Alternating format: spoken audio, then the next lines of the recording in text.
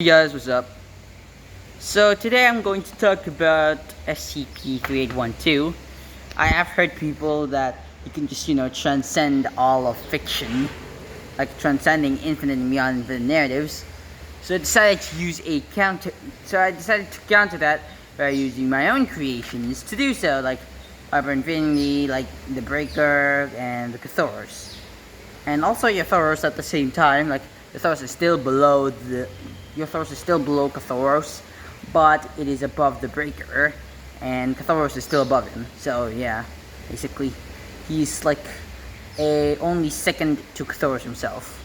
So I was scrolling on quora one day about SCP-3812 versus Azathoth, and I've encountered an answer that says that Azathoth wins because no matter how many times SCP-3812 transcends himself, he can't actually, reach Azathoth's level. And when I scroll down the replies, I realized that there's a lot of debating. I'm serious, like, there's a lot of debating going on. Like, there's this one guy who actually debated on these SCP-3812 fans.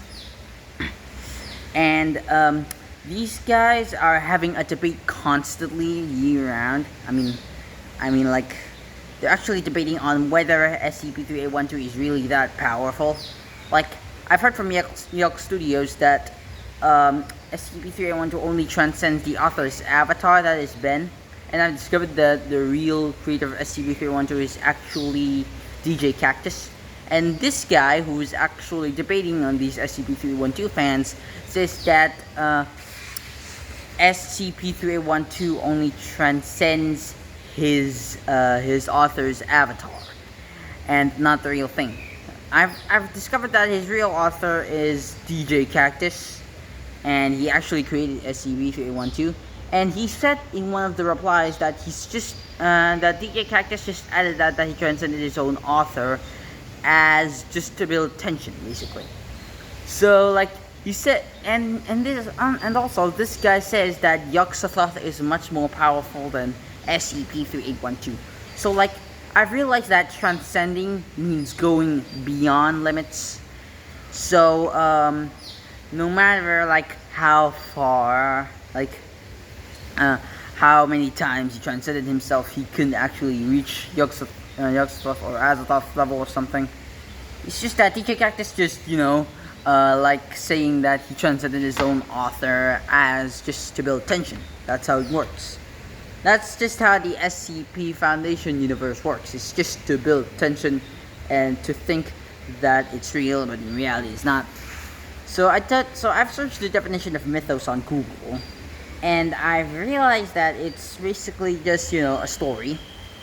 Anyway, let's just move on to the topic, back to SCP-3812 again. So, you see, this guy, which I'm not going to name by the way, on Quora, replies that SCP-3812 can't just transcend omnipotence. Besides, that is a nil-limit fallacy. So it's like, I've realized that my characters, like the omnipotent one, that is the author level ones, like the ultimate creator, and the one below that, fundamental, and the dark god, and and the other ones below. I forgot the third one's name, by the way. And those guys, and then I forgot the fourth one's name. I forgot the name of the third one, and Zorath, the Seal God. So his sealing is similar to how you put a kid in your room for 10 minutes to punish it. Maybe besides, Zorath has done something bad in the past, and he's just being sealed.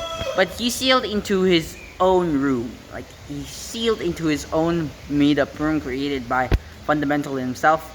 And you see, 10 minutes to them is like 10 billion years to us, like 10 trillion years to us. So basically, they are a lot older than creation itself. There's also divinity, and yeah. See, these top 5 eternal gods, they are in the category of eternal gods. They're actually one of the top tiers. They are actually the ones who are, they're actually the ones who actually transcends endless stacks of endless narratives. So you see, The reality realm, compared to the imaginary realm, is an infinitesimal speck in comparison. Due to the beings living in the imaginary realm viewing it as being a figment of their imagination, or just, fictional. And you see, the reality realm is its own narrative. It is similar in size to a regular narrative. A narrative, when I search it on Google, is basically, a story or a world that contains beings and cosmological structures and nigh omnipotent beings that can basically do whatever they want in their story. But beings from a higher narrative would think that they're fictional, while to them, within their narrative, they think they're real. But here's the thing. You see, SCP-3812 transcending infinite and beyond infinite narratives and transcending his own author. It's just that DJ Gat is just adding that just to build tension.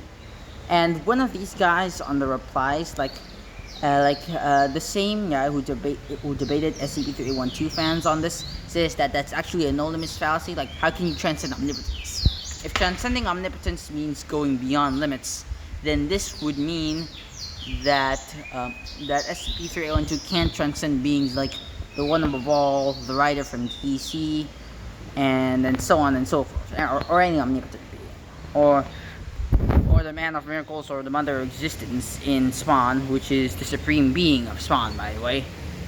And also, I've realized that characters like Fundamental, the Dark God, and the one I forgot the name of, Zorak, the Sealed God, and Divinity himself, is oddly enough to defeat SCP-3812. Besides, these, you see, the imaginary, like, the ultimate gods, sorry about that, I just got itchy from that. I just got my nose itchy or something. You see, the reason why these guys beat SCP-3812 is because due to the fact that the imaginary realm stands infinitely above the reality realm. The reality realm is its own narrative. Like, is its own world. Like, it's similar in size and power to a real narrative. So basically, a narrative basically contains beings and non-omnipotent beings with cosmological structures that tells a story. So you see, a narrative is a story, and a world is, well, a world. Sorry, I got my nose itchy for some reason. And also, you see, the reality realm is its own narrative. Like, its own narrative where everything is real. So you see, in the reality realm, sorry if this gets confusing, the reality realm is its own narrative, which contains other gods like them, and the imaginary and the beings from the imaginary realm, look at the reality realm as being fictional in comparison, due to them having the power of imagination. Them having the power of imagination, they can just wish to transcend endless stacks of endless narratives, in which one of the top tiers already did, and the eternal gods is above infinite and beyond infinite narratives, and even then, the ultimate creator, who is an author level character, is actually the supreme being of the reality verse, is actually above the eternal gods, and these eternal gods who are above the imaginary entities that can already transcend endless stacks of endless narratives if they wanted to. The only limitation to them is imagination, but one of the top tiers, like the third one, compared to and then Light or something like that. Sorry, I forgot the top tier's name. Like, one of them, like the first ranking of the ultimate gods. I put the beings in the imaginary realm as being the ultimate gods. Like, I built a category of gods just to make things simple, and just to rank them all between their, which one is more powerful than that, basically. So you see, these imaginary beings, despite their powers being limited by their imagination, can just imagine themselves, transcending endless stacks of endless narratives if they wanted to. And the eternal gods actually is above even that. Actually, there are 12 eternal gods, and even the weakest ones are actually above endless stacks of endless narratives, and even then, they are still below the ultimate creator, who is the supreme being or omnipotent being of the reality verse, the series that I made, by the way. Also, anyways, that's it for the video. Hopefully you guys enjoyed. Make sure you guys do like, subscribe, and turn on those notifications, and peace out.